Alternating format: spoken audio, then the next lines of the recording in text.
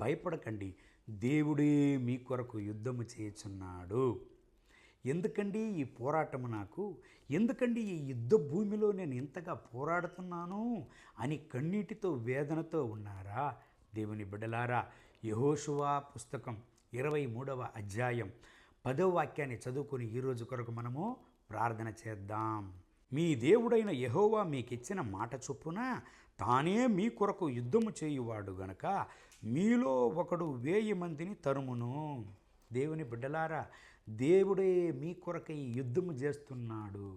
ఎందుకండి? మీకు జయమును సొంతము చేయడానికి.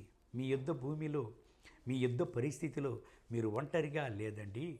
శత్రువు మీకు విరోధంగా లేచినప్పుడు దేవుడే మీ పక్షమున నుండి, ఆయన సర్వశక్తిమంతుడైన దేవుడుగా ఆయన మీ కొరకు లేస్తున్నాడనే విషయాన్ని మరచిపోకండి.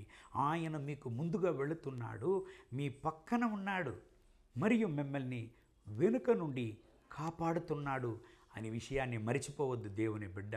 యుద్ధం పెద్దగా కనిపించవచ్చు, కానీ మీలో ఉండు దేవుడు గొప్ప దేవుడు, పెద్ద దేవుడు అనే విషయాన్ని మరచిపోకండి.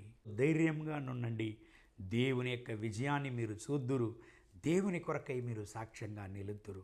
దేవుడు మీకు విజయాన్ని ఇచ్చును, దేవుడు మిమ్మల్ని సాక్ష్యంగా నిలుపును. కళ్ళు మూసి ప్రార్థన చేద్దామా?